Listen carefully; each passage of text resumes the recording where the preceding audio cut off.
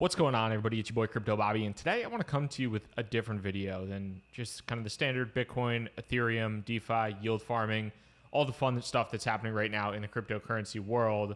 I wanted to talk to you about what you would call my entrepreneurship journey over the past year.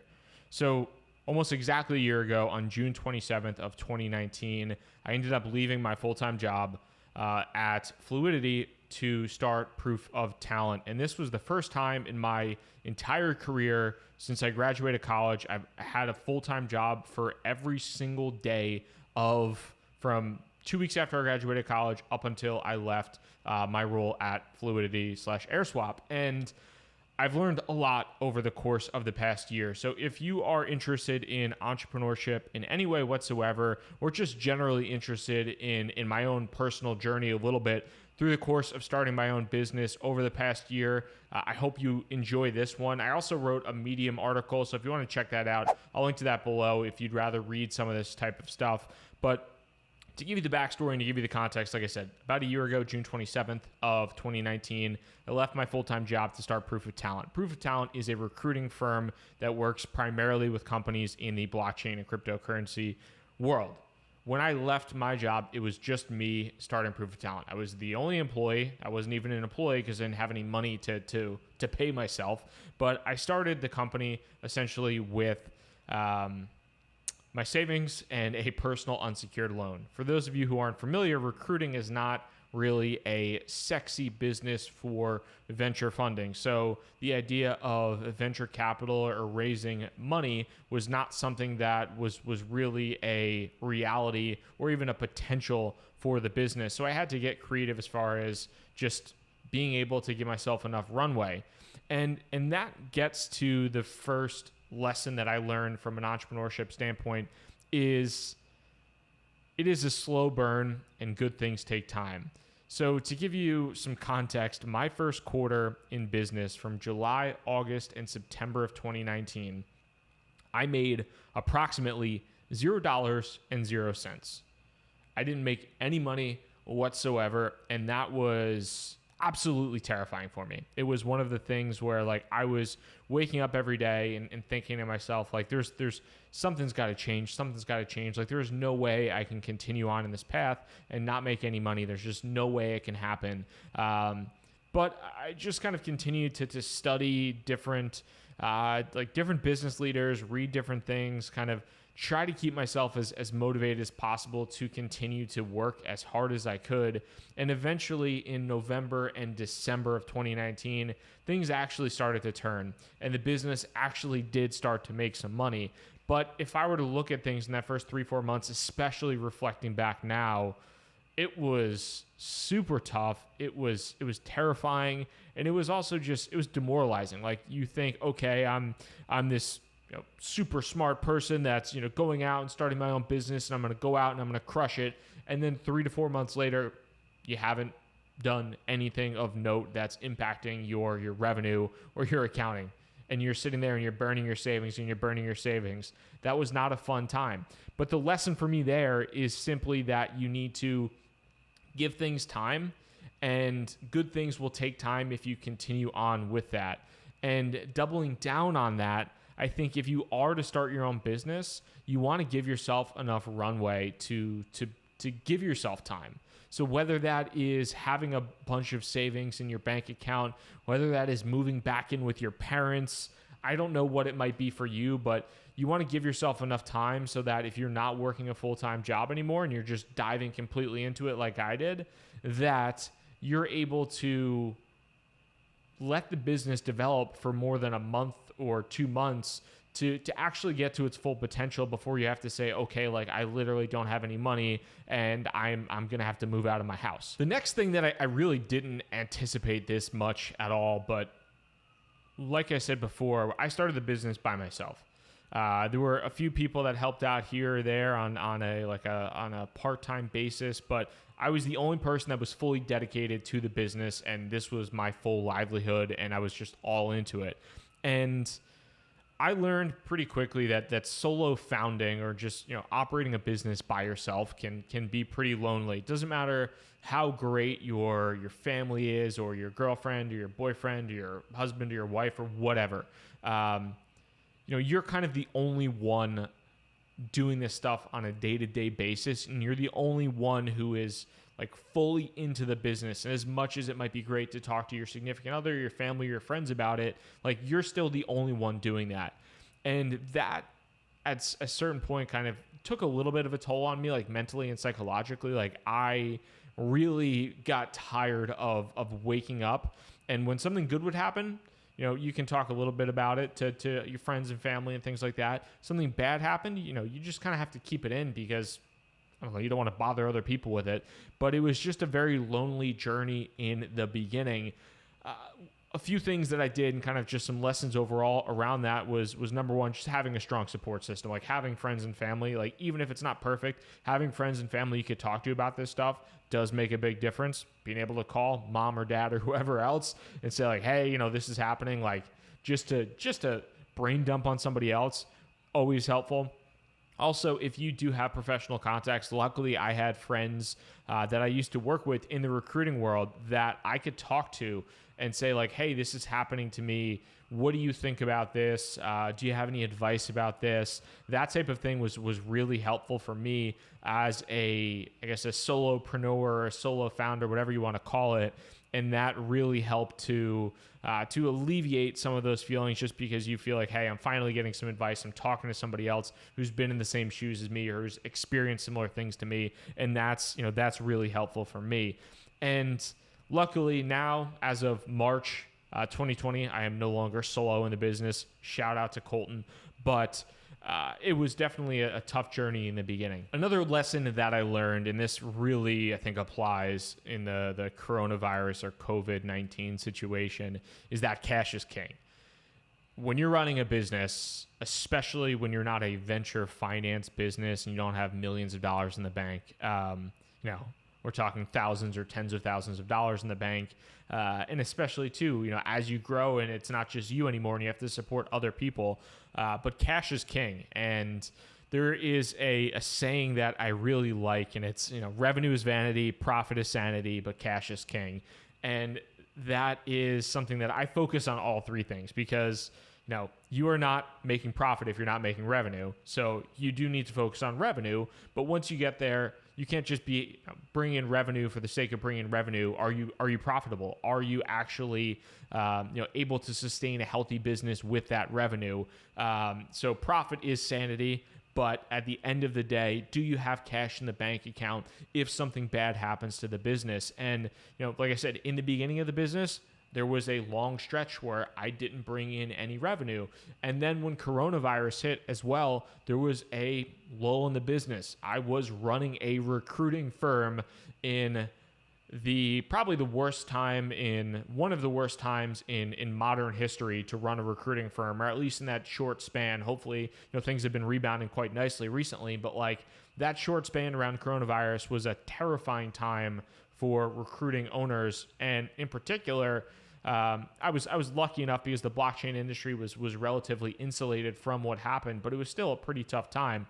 But if I didn't have cash in the bank, I wouldn't have been able to survive.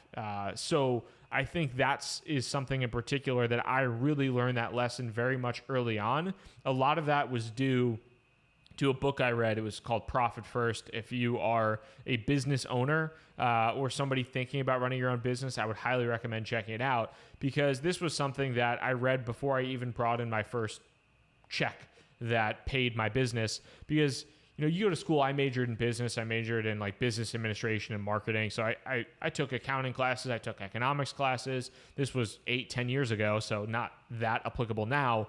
But like when you go to school, you go to college, they don't necessarily teach you accounting and things like that, but they don't say like, okay, if you bring in $50,000 in your business this month, how much do you pay yourself? How much do you pay your employees? How much do you save for taxes? I had no idea, and I had to go out and teach myself that. And Profit First was something that gave me that understanding to give me some rough guidance as far as like, hey, here's the profitability you should be shooting for. Here's how much you should be paying yourself. Here's how much you should be paying, saving for taxes, because you're going to have to pay some pretty substantial taxes if you make money. So that was something that was a big lesson for me. And I think for other people that are going out and starting their own business is understand the finances from day one and be focused on revenue, profitability, but ultimately having that cash in the bank at the end of the day. So if tough times do come around, like another coronavirus, or coronavirus continues to go, or we get this goddamn second wave, whatever it is,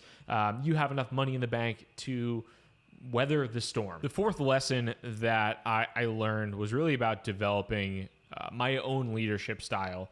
And it's funny because I think there's a lot of business gurus or people out there, or like, you know, the entrepreneurship gurus who like kind of shit on people who work other jobs.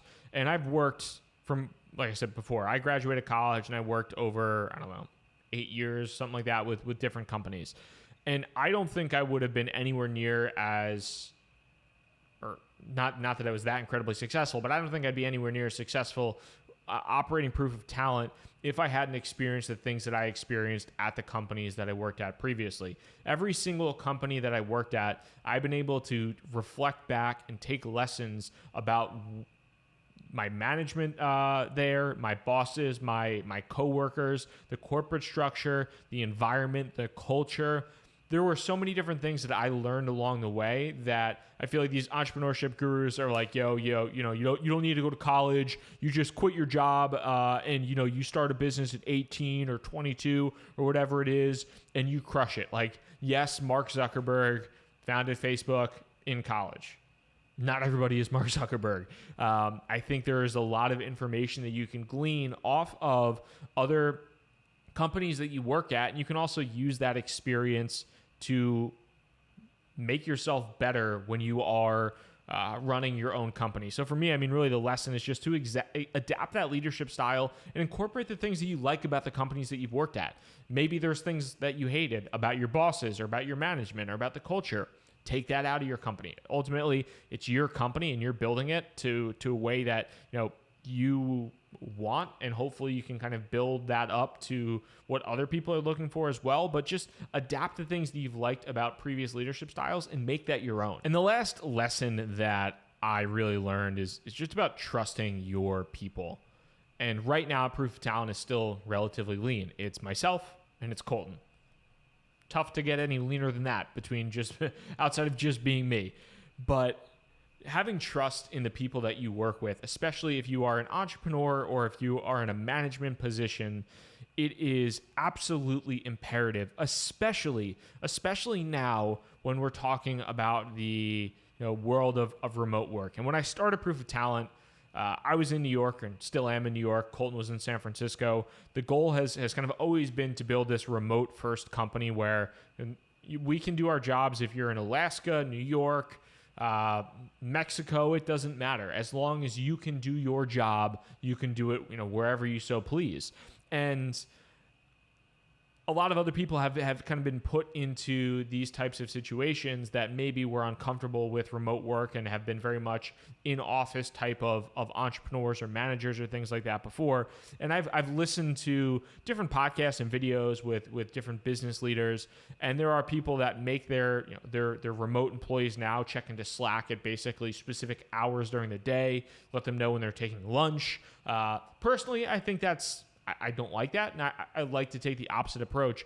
And there's a quote from George Patton who says, don't tell people how to do things, tell them what to do, and let them surprise you with their results. And I think for me, that is really, really important because, you want to, number one, first hire people that or think that they can do.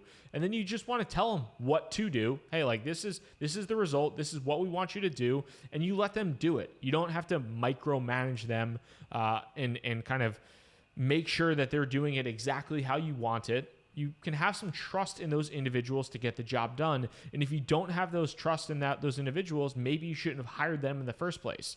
I don't care when somebody takes lunch. I don't care the exact way in which they do the job. As long as they do the job and find the results that we're looking for, that's what matters. And I think trust is such an important thing, especially as you are an entrepreneur or a manager in this remote first world, because you can't just walk over to somebody's desk and see, okay, so-and-so is working on their spreadsheet or on the phone. You can't do that. You have to trust them unless you're literally putting a freaking camera in their, in their bedroom or in their office or wherever the heck they're working nowadays to make sure that they're doing exactly what you want them to do. So trust is hugely important. And I know this might not have been the most interesting video for the people that are just kind of in this for the crypto content, and I totally understand. And I just wanted to go out and provide some of the thought processes and the lessons that I've learned over the past year, because I've made a ton of mistakes.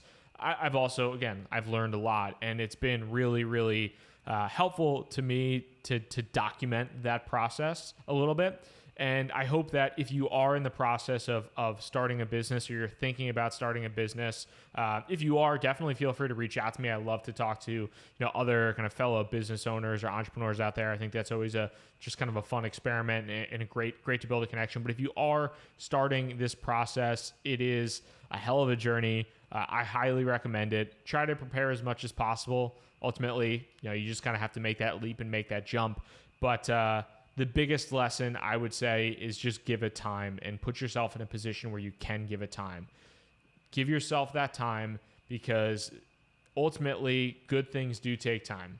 I talked about it in the Medium article I wrote, but like the biggest inspiration, or like one of the biggest inspirations to me in this entire process is I read the book Shoe Dog. If you haven't read it yet, I would definitely recommend doing so. But it's the memoir of the founder of Nike, Phil Knight, and his journey starting Nike really from the ground up. And it took him forever to do that. It took him I believe 6 years. He was working as an accountant. It took him 6 years from when he was working as an accountant and started Nike like in his basement to actually quit his full-time job because he could finally sustain himself and pay himself a salary for working Nike. 6 years. And then not only that, but took him another 11 years into the future to IPO the company. So you're talking about a dude that runs, multi-billionaire, runs one of the largest apparel companies, or is now the chairman, I think, but ran one of the largest apparel companies in the world. But it took him 17 years to go from starting it to IPO. And especially in today's world where you see, people starting these tech companies and going from, zero to $10 million in revenue or $100 million in revenue overnight.